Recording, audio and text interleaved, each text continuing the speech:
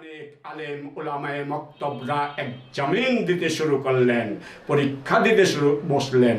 একজন আলেম প্রতি মিনিটে 12 পাতা 24 পৃষ্ঠার এক সিপারা খতম দিতে লাগলেন। 30 মিনিটের মধ্যে 30 পারা সিপারা খতম দিয়েছিলেন একজন আলেম। হুজুর পাক সাল্লাল্লাহু আলাইহি সাল্লাম ওই আলেমের মুখের দিকে অবাক দৃষ্টিতে তাকিয়ে রইলেন। পিছন থেকে হযরত আলী বলে উঠলেন, এর চাইতেও কম সময়ের মধ্যে কোরআন শরীফ খতম দেওয়া যায়। হুজুর পাক সাল্লাল্লাহু আলাইহি সাল্লাম বললেন, এর চাইতেও কম সময়ের মধ্যে কোরআন শরীফ খতম দেওয়া যায়? হযরত আলী বললেন, জি হুজুর পাক সাল্লাল্লাহু আলাইহি সাল্লাম, এর চাইতেও কম সময়ের মধ্যে কোরআন শরীফ খতম দেওয়া যায়। হুজুর পাক সাল্লাল্লাহু আলাইহি সাল্লাম বললেন, এর চাইতেও কম সময়ের মধ্যে তুমি কোরআন শরীফ খতম দিতে পারবে? হযরত আলী বললেন, জি হুজুর পাক সাল্লাল্লাহু আলাইহি সাল্লাম, এর চাইতেও কম সময়ের মধ্যে আমি কোরআন শরীফ খতম দিতে পারবো।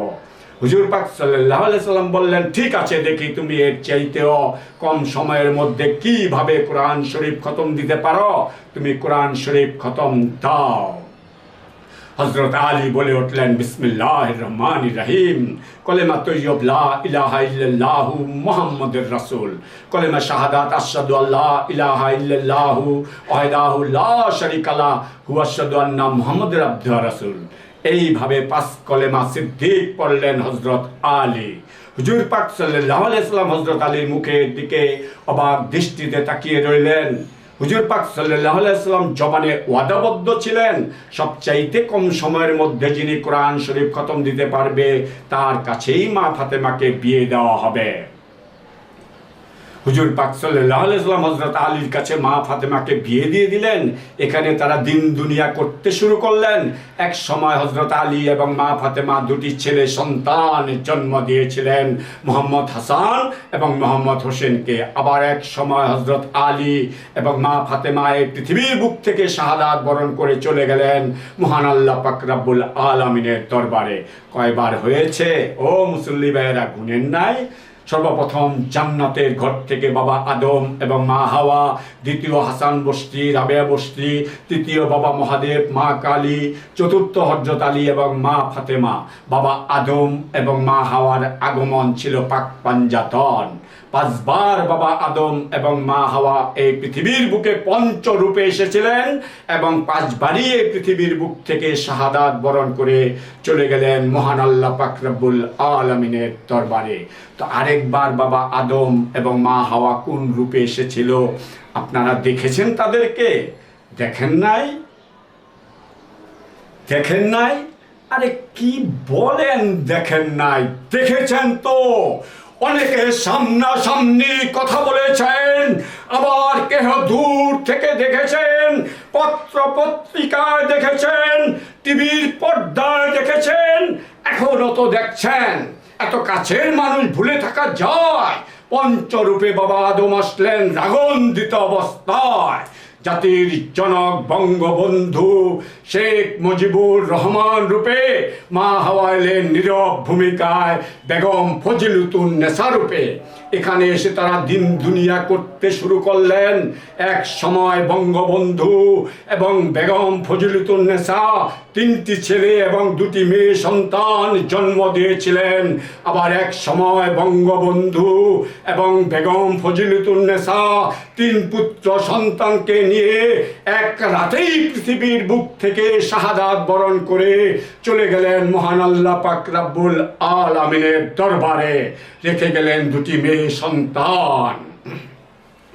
বঙ্গবন্ধুর অহংকার, জাতির জনক বঙ্গবন্ধুর আদরের দুলারি, জাতির মাননীয় প্রধানমন্ত্রী জননেত্রী শেখ হাসিনা এবং শেখ রেহানাকে এই পৃথিবীর বুকে রেখে গিয়েছেন কেন? আপনার বাড়ির দরজায় দাঁড়িয়ে। মসজিদের দরজা হলো 20 কদম দূরে। ওই 20 কদম রাস্তা আপনি হেঁটে গিয়ে মসজিদের দরজায় দাঁড়িয়ে ডান দিকে একবার ঘুরে দেখুন, আরেকবার বাম দিকে ঘুরে পিছন দিকে তাকিয়ে দেখুন। আপনি পিছনে কিছু ফেলে এসছেন কিনা, আপনি পিছনে কিছু রাইখাইছেন কিনা। আপনি যদি পিছনে কিছু রাইখা আসেন তাহলে ওইগুলি আপনি সামনের দিকে নিয়ে আসেন। তারপরে মসজিদের লকার থেকে চাবি বের করুন, মসজিদের দরজার তালা খুলুন এবং আপনি মসজিদে প্রবেশ করুন। তাছাড়া ওই মসজিদে প্রবেশ করা যাবে না। জাতির জনক বঙ্গবন্ধু পিছনে কিছু রেখে গিয়েছেন। আজকে আপনি বাজারে গিয়েছেন ব্যবসা করার জন্য, ব্যবসায় আপনার 500 টাকা লাভ হয়েছে। কালকে আপনি বাজারে গিয়েছেন ব্যবসা করার জন্য, কালকে আপনার ব্যবসায় 500 টাকা লস হয়েছে। লাভ কার হয়েছে, লস কার হয়েছে? দুইটাই আপনারই হয়েছে। লাভ লস দুইটাকেই সমানভাবে বহন করিতে হবে, তা না হলে ওই মসজিদে প্রবেশ করা যাবে না। নামাজ ঠিক আছে, রোজাবি ঠিক আছে, বেহেশতের চাবিও ঠিক আছে। আমরা ঠিক আছি তো? আমরা যদি ঠিক না থাকি তাহলে তো কিছুই ঠিক নয়। জাতির জনক বঙ্গবন্ধুর জন্ম হয়েছিল এই পৃথিবীর বুকে বাংলাদেশের স্বাধীনতা ফিরিয়ে আনার জন্য, বাংলাদেশের স্বাধীনতা লাভ করার জন্য। জাতির জনক বঙ্গবন্ধু 6 দফা দাবি নিয়ে জাতিকে হুকুম করেছিলেন, দেশে শত্রু বাহিনী ঢুকেছে, তোমাদের যা কিছু আছে তাই নিয়ে প্রস্তুত থাকো, শত্রুর মোকাবেলা করতে হবে।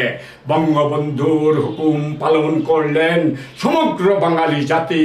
ওই পাকিস্তানি বর্বর হানাদার বাহিনীর উপরে ঝাঁপিয়ে পড়েছিলেন, জীবন যুদ্ধে জড়িয়ে গেলেন সমগ্র বাঙালি জাতি। 30 লক্ষ শহীদের আত্মার বিনিময়ে বঙ্গবন্ধুর 6 দফা দাবি পূরণ হয়েছিল। জাতির জনক বঙ্গবন্ধু বাংলাদেশের স্বাধীনতা ফিরিয়ে আনলেন এবং বাংলাদেশের স্বাধীনতা লাভ করে নিলেন। 30 লক্ষ শহীদের আত্মার মাগফিরাতের জন্য জাতির জনক বঙ্গবন্ধু গড়ে দিলেন জাতীয় স্মৃতিসৌধ, জাতীয় স্মৃতিসৌধ করে দিলেন। আর আমরা যারা বেঁচে আছি আমাদেরকে তিনি কি দিয়ে গেলেন? আমরা বলবো ওই জাতীয় প্রতীক আমাদের না, ওই জাতীয় প্রতীক হলো জাতির জনক বঙ্গবন্ধুর নোবেল, জাতির জনক বঙ্গবন্ধুর স্মৃতি। এই পৃথিবীর বুকে যতদিন পর্যন্ত চন্দ্র সূর্য গ্রহ নক্ষত্র বেঁচে থাকবে ততদিন পর্যন্ত ওই জাতীয় পতাকা এইভাবেই উত্তোলন হতে থাকবে। আমাদের ন্যায্য পাওনা আমাদেরকে বুঝিয়ে দেওয়া হয়নি, আমাদের হক আমাদেরকে দিয়ে যান নাই। আমরা জাতির জনক বঙ্গবন্ধুকে ছাড়ব না। আমাদের একটাই দাবি, কি বললাম আমি? আমাদের একটাই দাবি, এই পৃথিবীর বুকে যখন সবকিছু